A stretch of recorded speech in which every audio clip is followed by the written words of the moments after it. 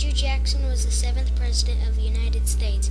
He served as President from 1829 to 1837. His presidency shaped the future in many ways.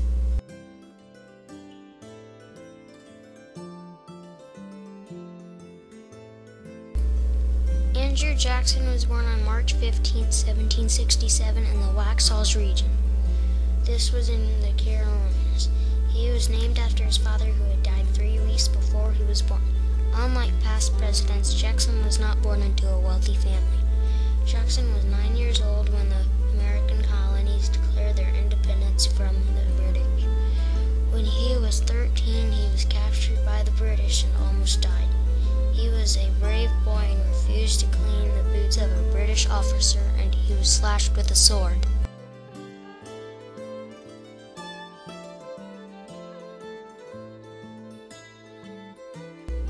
The Revolutionary War ended in 1781. His mother and brothers died from illness during the Revolutionary War. Andrew Jackson had a hatred for the British.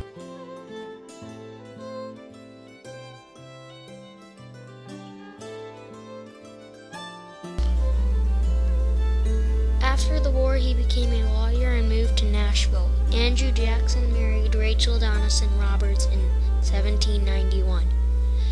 Jackson became a successful lawyer and landowner. They bought a plantation outside of Nashville called the Hermitage.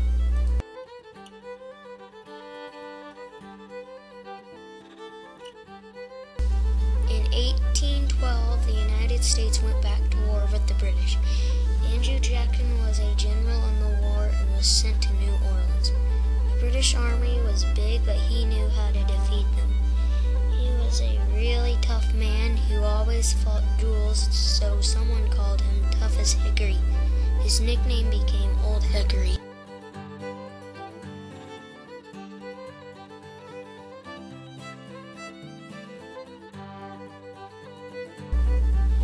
Jackson fought Native American Indians in Florida and took their land.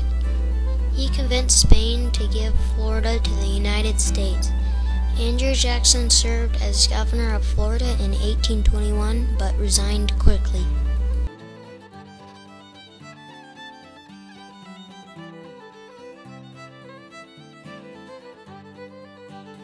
In 1821, Jackson returned to the Hermitage. He decided to run for president because he thought the government was corrupt.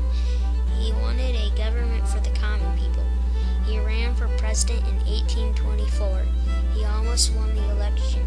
He had more votes by the people, but the House of Representatives picked someone else.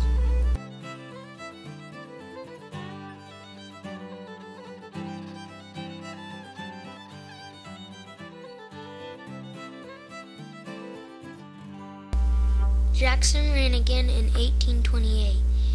He was one of the first candidates to campaign for the presidency. He won by a landslide. He had strong support from the common people.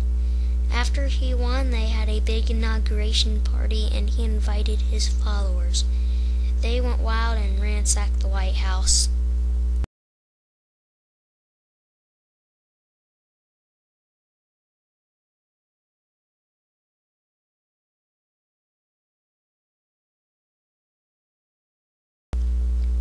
The Washington elite did not want Andrew Jackson to become president.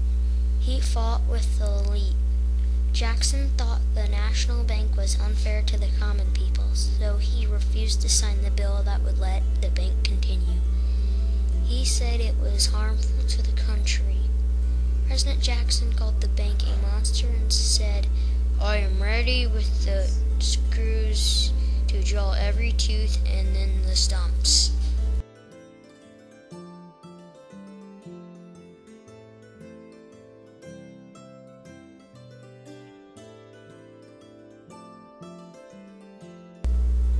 Andrew Jackson helped to expand the United States territories.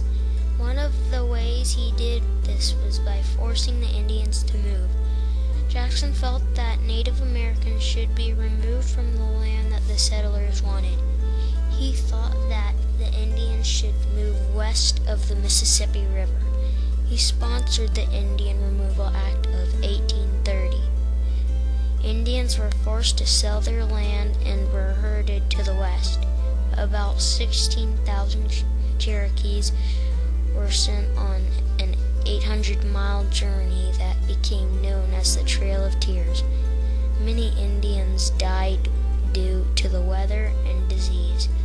During this time, many people were for the Indian Removal Act. However, this was a terrible time in history and affected race relations forever.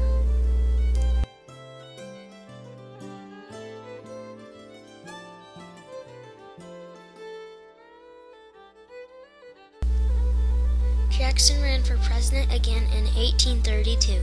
Jackson and his supporters did not follow the old rules of the Democratic Republicans. They formed a new party of the people called the Democratic Party. The Democratic Party continues to this day. The election was bitter and there were a lot of arguments. Most of the people thought he acted as a truly democratic leader. When he vetoed the National Bank's charter, Andrew Jackson easily won the election. Andrew Jackson did not run for president in 1836 because he was ill and ready to move back to Tennessee. At the inauguration of Martin Van Buren, Jackson said, "I thank God that my life has been spent in a life of liberty and that he has given me a heart to love my country with the affection of a son." Andrew Jackson died in June 1845.